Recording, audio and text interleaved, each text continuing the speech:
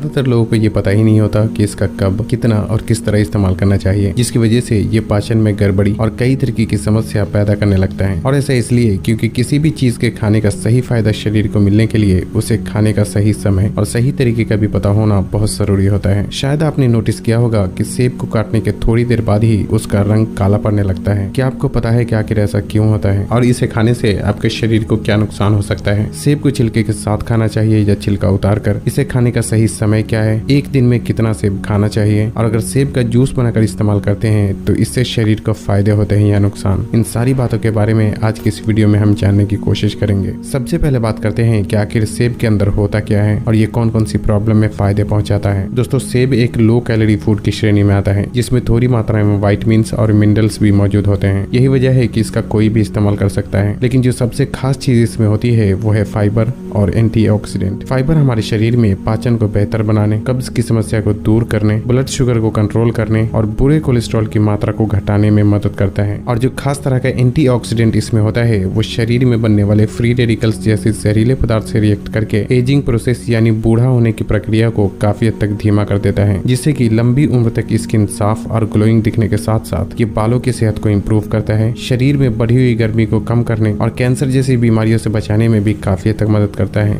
अब बात आती है कि एक दिन में कितना सेब खाना चाहिए। दोस्तों, वैसे तो किसी भी व्यक्ति के लिए एक दिन में एक सेब खाना भी काफी हो जाता है, लेकिन अगर कोई व्यक्ति एक से ज्यादा भी खाना चाहे तो इसमें कोई प्रॉब्लम नहीं है। साथ ही सेब को काटने के बाद उसे जितनी जल्दी हो सके खा लेना चाहिए, क्योंकि कटे हुए सेब में मौजूद जो पॉलीफेनॉल नाम का एंजाइम होता है वो ऑक्सीजन से रिएक्ट करके थोड़ी देर बाद ही नष्ट होने लगता है। और यही वजह है कि सेब को काटने के थोड़ी देर बाद ही उसका रंग डार्क ब्राउन में तब्दील होने लगता है। हालांकि काटे हुए सेब का बाद में भी इस्तेमाल कर सकते हैं, लेकिन ऐसे में ब्राउन हो चुके हिस्से को काट कर अलग कर देना चाहिए और बाकी के हिस्से का सेवन करना चाहिए। और उससे भी बेहतर यह है कि सेब को काटने के तुरंत बाद ही खाया जाए। सेब कब खाना चाहिए, यानी इसे खाने का सही समय क्या है? दोस्तों, सेब खाने का सही फायदा शरीर को मिलने के लिए इसका हमेशा ही सुबह खाली पेट इस्तेमाल करना चाहिए, क्योंकि इस समय खाई गई चीजों का हमारे शरीर पर सबसे ज्यादा असर होता है। हालांकि दिन के समय भूख लगने पर स्नैक्स के रूप में भी इसका इस्तेमाल किया जा सकता है, लेकिन आपके दूसरे खाने और सेब खाने के बीच कम से कम 2 से ढाई घंटे का गैप जरूर होना चाहिए। सेब कब नहीं खाना चाहिए? दोस्तों, खाना खाने के तुरंत बाद और रात के समय सेब या फिर किसी भी फल का इस्तेमाल नहीं करना चाहिए, क्योंकि ऐसा करने से ये पाचन में गड़बड़ी पैदा करने लगता है।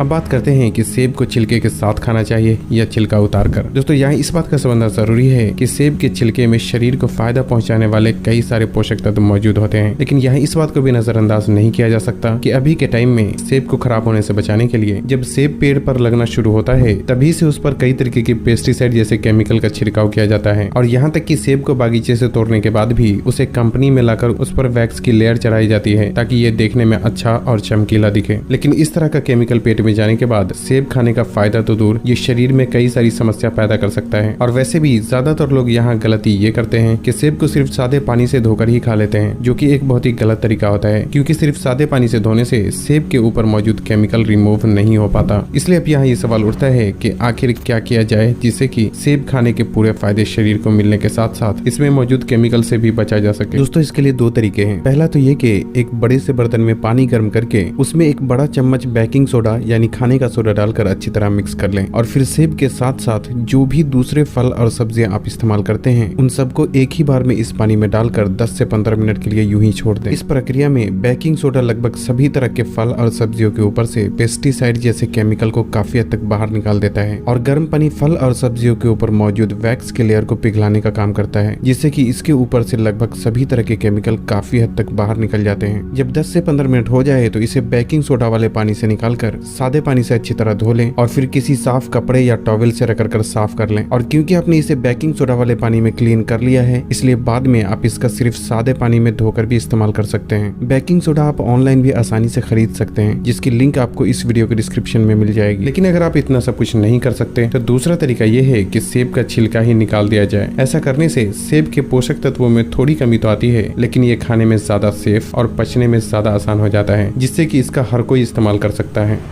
अब बात करते हैं कि अगर सेब का जूस बनाकर इस्तेमाल किया जाए तो उससे शरीर को फायदे होते हैं या नुकसान। दोस्तों, सेब खाने का सबसे ज्यादा फायदा तब मिलता है जब इसे डायरेक्ट खाया जाए, क्योंकि सेब का इस तरह इस्तेमाल करने से उसमें मौजूद सभी तरह के पोषक तत्व बरकरार रहते हैं, जो कि शरीर में जाकर काफी हद तक फायदे पहुंचाता है। लेकिन इसका जूस या शेक बनाकर भी इस्तेमाल किया जा सकता है। हालांकि जूस बनाने के लिए जूसर में तेज रफ्तार में पीसने की वजह से ये गर्म हो जाता है, जिससे कि इसमें मौजूद एंजाइम, थोड़े विटामिन और मिनरल्स भी नष्ट हो जाते हैं। लेकिन फिर भी काफी हद तक पोषक तत्व इसमें बरकरार रहते हैं, जो कि शरीर को फायदा पहुंचाता है। लेकिन सेब का जूस शरीर को नुकसान तब पहुंचाता है जब इसे जूस बनाने के बाद छान दिया जाता है, क्योंकि जूस को छानने से इसमें मौजूद फाइबर पूरी तरीके से बाहर निकल जाता है, जिससे कि ये एक हाई ग्लाइसेमिक फूड में बदल जाता है। और तब ये जूस शरीर में जाने के बाद ब्लड शुगर को इंक्रीज कर देता है, जिससे कि ये शरीर को फायदा पहुंचाने के बजाय कई तरीके से नुकसान पहुंचाता है। इसलिए सेब को या तो डायरेक्ट खाना चाहिए, या अगर जूस बनाकर पीते भी हैं तो उसे छानना बिल्कुल भी नहीं चाहिए। साथ ही अगर आप सेब और दूध को आपस में मिक्स करके शेक बनाकर पीते हैं तो आप इसका इस तरह भी इस्तेमाल कर सकते हैं। लेकिन याद रखें कि ऐसा करने से ये पचने में थोड़ा भारी हो जाता है, जो कि हर किसी को आसानी से डाइजेस्ट नहीं होता। इसलिए आपको इसमें दूध मिलाना चाहिए या नहीं, ये आपके पाचन शक्ति पर डिपेंड करता है। अगली वीडियो आप लोगों को किस टॉपिक पे चाहिए वो हमें कमेंट करके जरूर बताएं, और तब तक के लिए अपना ख्याल रखें। अल्लाह हाफिज।